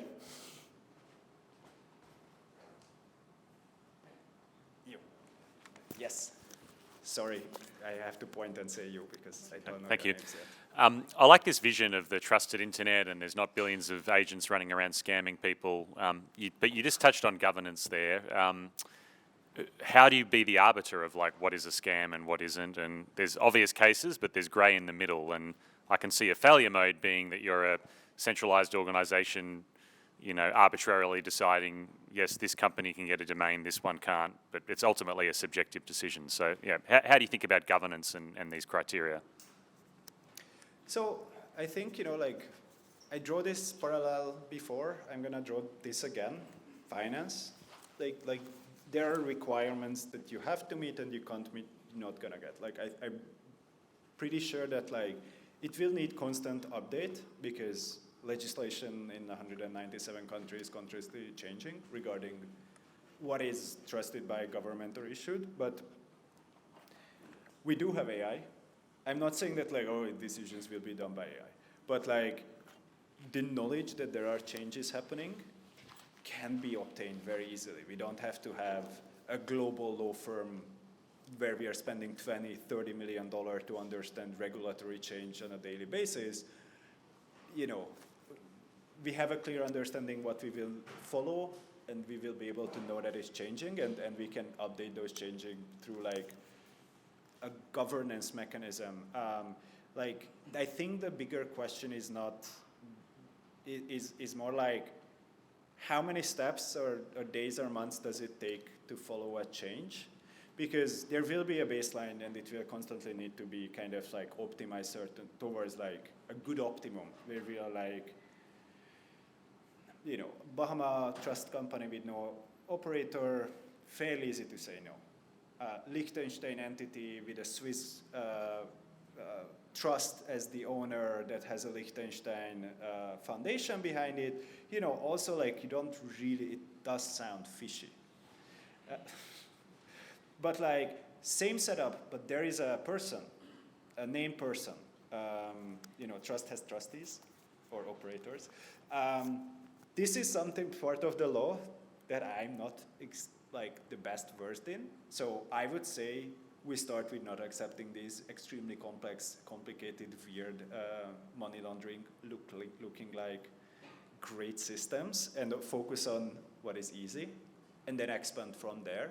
Because it's very easy to make mistakes, and we will probably also make mistakes, but like, you know, we will try our best effort to make sure that it's as inclusive as possible, but like not being like yet another broken system that exists purely for the sake of existing. So can I just quickly follow up? Because all the things you mentioned there are laws, regulations, like, I mean, there's no laws against spam, for example. Sure. Like, what if it's entirely legal, but it's just doing annoying things? Sure. Like, is that permissible? Like, how do you decide that? No, sure. But like, when you send your mom with your signatured paper to open you a bank account, you know, she can, because she has your signature. But maybe the bank will not accept it because they want to see you. In an agentic world, your agent will be able to provide everything that kiosk would ask from, apart from showing up in person. But if there is no human being behind it, that's a scam. Also, it can sign contracts on your behalf, and I'm not talking about booking a time slot at your local hairdresser, which also can be a scam, because you can initiate an agent to do 100 million booking, and you can basically make it unbookable if you want. Which they probably won't like, and they might report it to the police because it's illegal technically to do. And your agent can just decide to do it because it misunderstood your ask and you just outbooked the entire year. And so like, the concept is that they will represent you in many, many, many cases where there are legal basis for engagement or there is an expected legal basis. Maybe not like over-regulated, but this hasn't really happened before, that there were capable design systems representing legal entities on an ongoing basis with agency and not one-off, do this, so this happens. So, you know, there is going to be a lot of questions around it, and like that's part, you know, it requires a lot of exploration of cutoffs. I see the website doesn't currently support international character sets. So are you planning on supporting Unicode? Was that an oversight or intentional? So currently, You mean registering a domain name? Searching for a domain name on the website. Yeah. So that's a very good question, and I could be blamed for it because I asked my agents to make it ICANN compliant, to make it like exactly what ICANN can accept. So if it's done and it should be there, I can change that. Not on purpose. That's my answer. I kind of gave it to like make it what a domain can be. So I believe it's 63 character maximum, which is an ICANN requirement, that domains can't be longer than 63 character. Well, not all TLDs support Unicode. Some explicitly don't. Some do. Okay. Have not came up. Very good question. I'll just share. I don't know if you know, but I know I've heard that using different character sets can cause potential compromises in terms of security, in terms of like spoofing addresses. You know, does an E have a tilde or not a tilde? And if you have those conflicting, that could be an issue.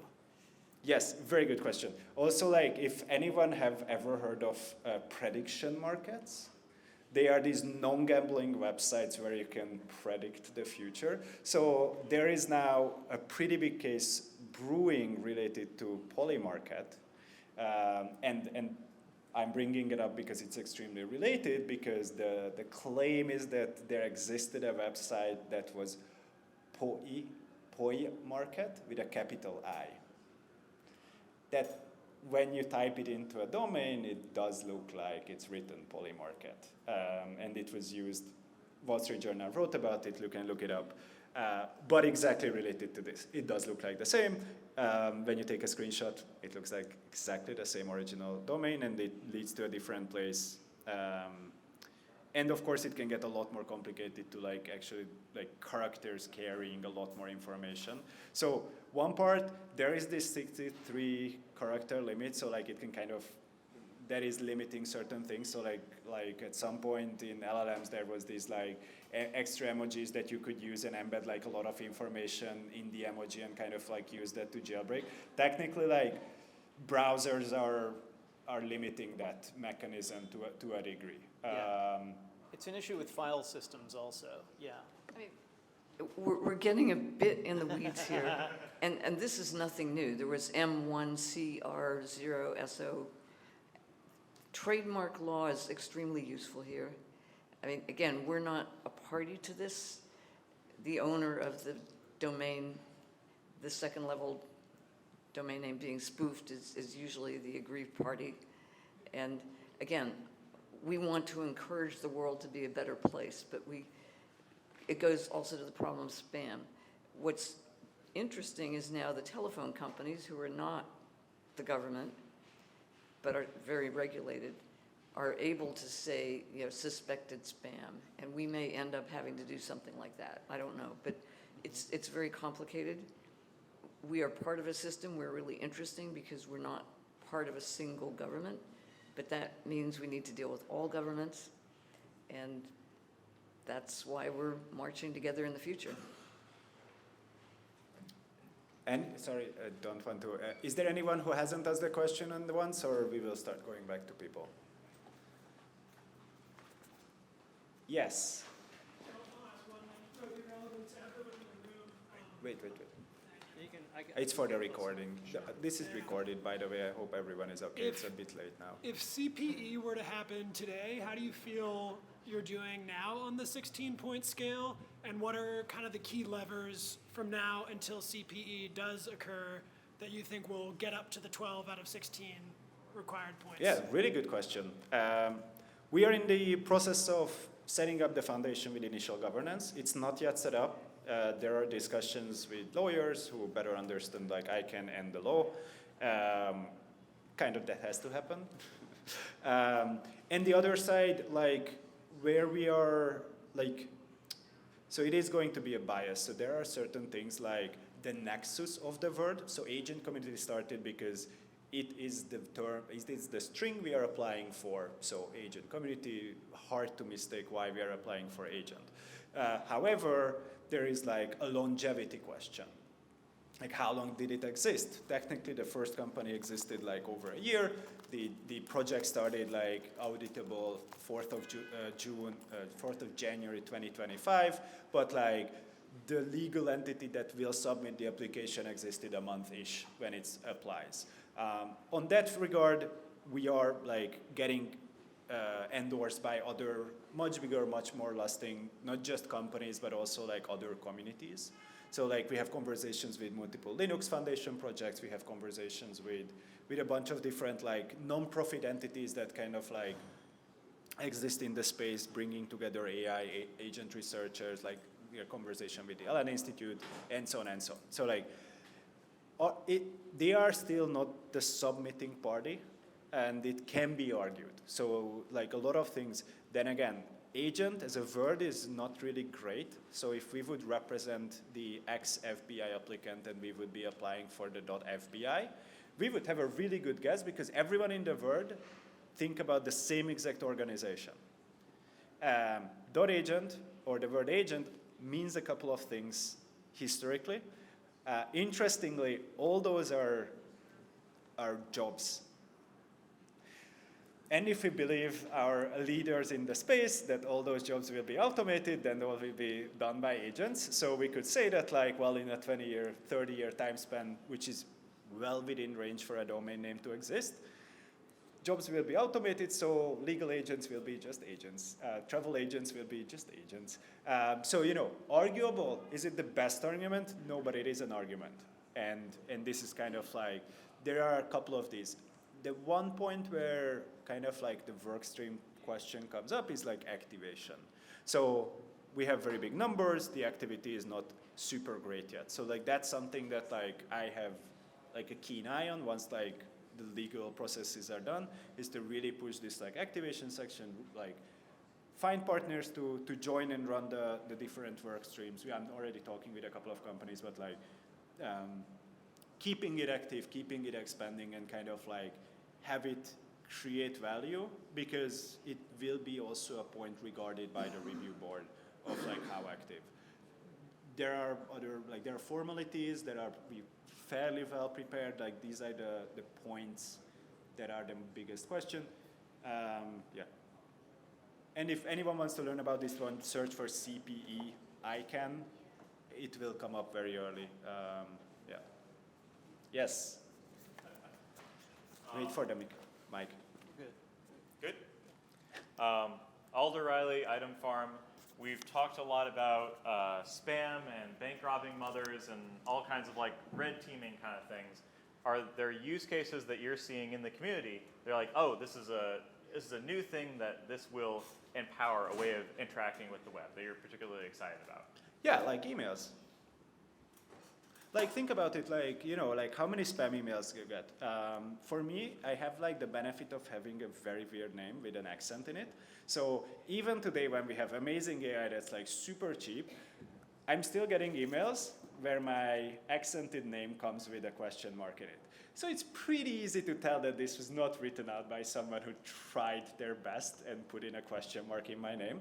But you know, like, it is going to get even worse, because like there are companies that are building agentic emails. Like I can spin up an agent and it can open a Gmail account if it can get a phone number, but there are companies that are giving phone numbers to agents. So like, you know, like how far we can push this, like requiring like verification, like the mimicking capability of these are like going very far. And like that is constantly being pushed by a lot of companies, even if not advertised, because technically it's against the TNC of a lot of companies that they might be interacting with. They build capabilities to go around CAPTCHA like no tomorrow.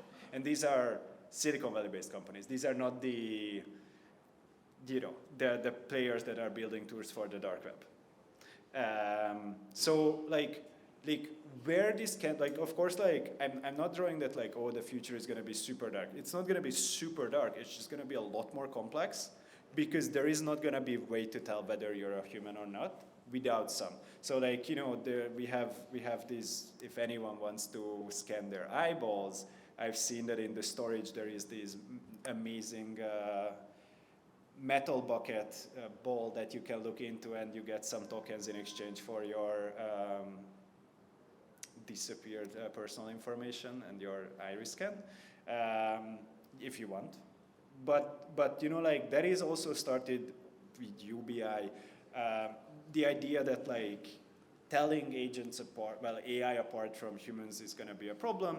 There is like, okay, let's verify every agent because that's going to be amazing and we're going to be the UBI provider. It's a topic I can talk about very long. Not now. But yeah, so like basic interactions can become that complicated. The internet will require some degree of more verification than CAPTCHA. Yes. We are, just FYI for everyone, like technically we have the room for another 20 minutes. Sorry, I will get there. The plan was to host a Gold Cup. This was announced a couple of days ago. This would have been the first one prompt hackathon. I'm very happy to kickstart in the next 20 minutes, or we can stay longer. I just wanted to tell, or we can just delay it. We can do like a vote. Shall we do a vote? Shall we do a vote? Is there anyone who wants to do a Gold Cup? It would be like a one prompt hackathon where you have one prompt and you need to submit this transcript and the outcome from an empty repo. There is a couple of people. Okay, we will do it. Cool. But first we finish the Q&A because I think that's like a higher value add. Yes, sorry. No. Very simple question. You have this place where I can register the domain names right now, the community. Pre-register. The pre-register, sorry. What is the sanctity of that? Like, you've given us 10 options that we can register. I just went in, I put in 10 names. What happens if and when, obviously, you'll get the .agent? What happens after that? Is it first come, first serve? What's your process? So, it's a very good question. As I told you, we cannot act as a registry before we are the registry. Technically, we cannot sell domain names. We are not selling domain names, and unfortunately can't even sell options for domain names. So my goal personally is to do our best to be able to offer our current community members the ability to get access to these domain names before it's fully public. But as I mentioned, this is a little bit complicated than that. I will try to fight for this. If this domain is a global trademark, zero chance you can get it, as that I can tell you today. And if you feel like it's an extreme premium domain name, it might be also going through a different process for funding the operations. But Esther will give more. I'm just like kind of like preparing you like search.agent is an extremely premium domain name. Yeah, let me just say for the record, we're making no promises or representations. We need to figure that out. We need to do it honorably, and it won't happen immediately. There's many, many months between now and our actual operation, which is good because there's a lot of questions like this one that we need to resolve. And again, we welcome your input, and we will take it and consider it, but we won't give you any firm answers. I appreciate the disclaimer. Yes, what she said is actually correct. That was a firm because answer. That was a firm answer. And then. Very briefly, you had the pick a lane slide, and I mean, you can pick a lane you work on, but every other lane is absolutely essential. And I'm just curious, where do you see the most important lane for .agent? And then is there a way to show the representation of the key partners in the other lanes? Because once you pick a lane, you certainly have to rely on others for the other lanes. And there's an ecosystem of entities you have to be able to interact with, like in governance, yes, and all these different lanes. And it'd be really good to map that. And I'm sure it'll be evolving, but it'd be great to understand where you are adding value, which lanes, and then where you see the other entities you need to trust and rely on. So just to clarify, did you hear the question? Basically, the question, I'm actually asking him to clarify, but the question current state is what partners or what participants of the ecosystems are giving value requires us to rely on them or cooperate with them to get to somewhere. What I wanted to ask is like at which stage? because you were the one asking the roadmap question or the milestone. So like today until the 12th of August, from 12th of August until we hear the initial decision about the CPE, from the initial decision until getting the registry rights, like because there are a lot of stages and they will require a lot of different focus. Today, kind of securing the operational funding and submitting an S-qualifying application for the application and the community application. These are two separate applications. Communities pay extra for ICANN, just for fun, for submitting the successful application. And on the 12th of August, feel like we did the best that could have been done. And then start the work that we have a checkpoint. And about in 4 to 5 months, there is going to be another checkpoint because the evaluators can request additional information, updates, changes since the submission date, or clarifying questions just. So the focus is kind of like, it can start to operationalize a lot of the things that will be made as a decision in the next 7 months. We'll start to operationalize, and we will learn that something works already or something requires change, and we will work on the change and work towards being ready to start the operational element of the verifications, the decisions, the revocation, the engagement with different players. And I think so right now it's like lawyers and people with the right questions to set initial governance and people able to fund these operations is kind of like the main. After that, exploring, interacting with insurance companies, speaking their language. I'm picking it up. I'm learning a lot about that side, but of course, I'm not a lawyer nor ever worked in suit finance. Then there is do we want to engage with regulators? Not really. We are still very small for that to seriously engage. Of course, we can have conversation. We can seek out seat at the table, like Delaware is exploring agent identity. Estonia launched an agent identity. This is happening, so we start to have to position ourselves around these tables, but our voice is not yet as big as it might become.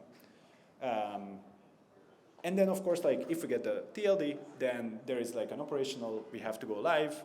And by this moment, the decisions to the question of distribution, qualifying verification processes, follow-up verification processes will have to be clear because it will go live. It has to be somewhat approved by ICANN as well, so it will get fairly complex. But it's then it's just going live, and then from then on, it's getting better. Ooh, you haven't asked the question. Thank you so much. It's just to record. Oh, yeah, okay. You may already have responded to this question. What about the liability? We all know that we don't have absolute security in the real world, so it's a question of increasing the cost for adversaries. Yes. And we know that also guardrails are not anymore perfect response for security. So what is the key response to liability in the full agentic, full autonomous systems that they can take actions? So who will be liable, specifically when it comes to finance or cybersecurity? The operator. Whoever, let's say that, you buy the domain for yourself because you run an agent on your Mac Mini, and you buy a me.agent, super me.agent, and you send it to do stuff, and it starts robbing banks, then you are liable for it. If a large corporation employee uses the official company representative endpoint with their agent that got an odd prompt and misunderstood something, and it does something badly, same case. But we are talking a lot about the dark side, but the kind of I'm more thinking about creating a degree of trust, where it's not about how we're gonna punish the other side. It's let's make it harder for others to adversary players, non-agents to become liable, and just make a trusted section of the internet, or somewhat more trusted section that you're not going there to sue people. That's well, I don't know, in this country, maybe people wake up with like wanting to sue others, but like that's not normal normally, that like you wanna sue someone just because something happened. It's more like, I just wanna know we live in a society and an environment when things work as expected. I'm interacting with players as expected that have a basic understanding that if they would do something badly, that there would be repercussion. Like 4chan is kind of the other side, right? Like where like you set up an account, you post stuff, and then you never go back to that account because it was temporary and it leads to certain type of behavior. Because there are no rules, because you can just do it and it's fully anonymous. Value, I'm not saying like 4chan is 100% unvaluable, but it's not where you want to live. I mean, you know, it's not where everyone wants to live. There is a certain type of people who chose that as kind of their home and behavior, but it will get more complicated to find non-4chan-like environments, not because every agent will be like homophobe and crazy. It's just because you're not going to be interacting with not agents. Like, yeah, sorry, I'm going very long. You're going to be liable. This,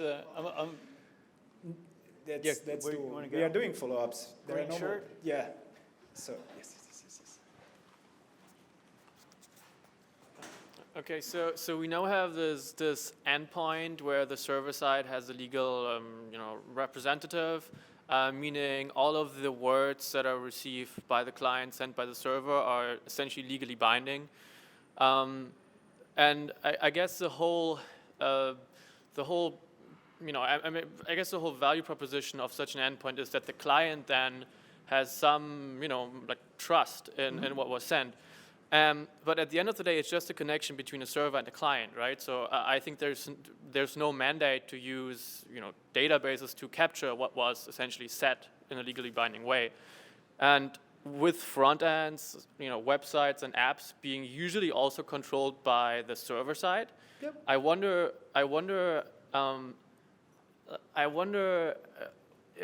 what front end work needs to get done to essentially get the end user the actual security they want without being sophisticated technically, because at the end of the day you get a stream of obligations and rights from the server. Yes. And like basically, when can I stop screenshotting my order number of the pizza delivery I made as a guest to have some kind of proof about it?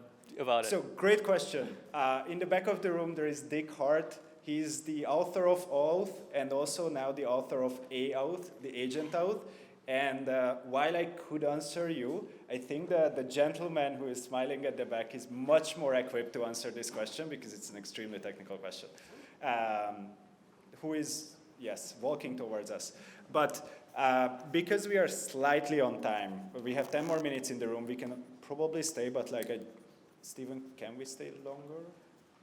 I'm not going to say no. But okay, so we are unsure that we can stay longer, and we are a little bit limited. So what I'm going to do is I'm going to wrap up this conversation. I know that there was one more question.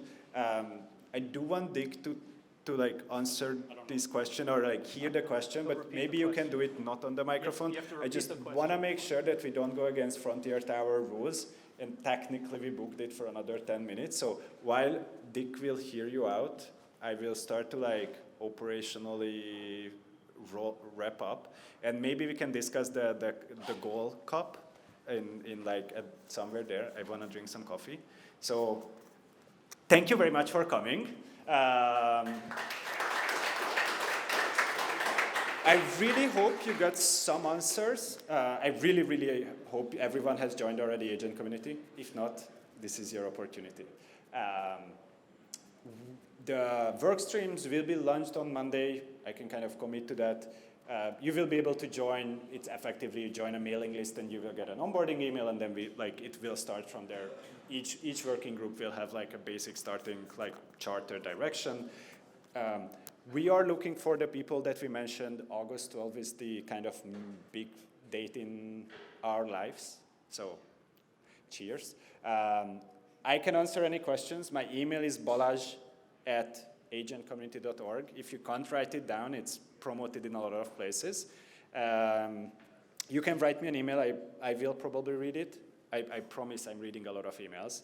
And super thank you for coming. This is the first event we hosted fully in person. As you might have seen, we do have an event series that's going. We are co-hosting a lot of events in the city, so you can come to any of those hackathons. This was the first fully officially hosted by us. There will be more in the future. I don't live in the city yet, but I'm figuring out how to move here. And yeah, you can find me around. And Dick, I will hand it over to you. Sorry for like pushing you into this situation. I don't even know the question. Yes, so I think you can discuss, and thank you for coming. Yeah. What was the question? The person's run away? No, he's there. Oh, okay. AOF.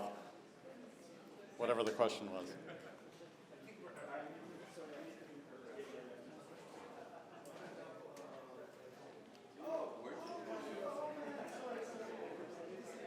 Nice to meet you. Hi. Do you work here? Because I was trying to understand how it works. You just arrive like. Work where? In the building or like in the. Or... I'm an attendee like everybody else. Oh, okay, great. Yeah.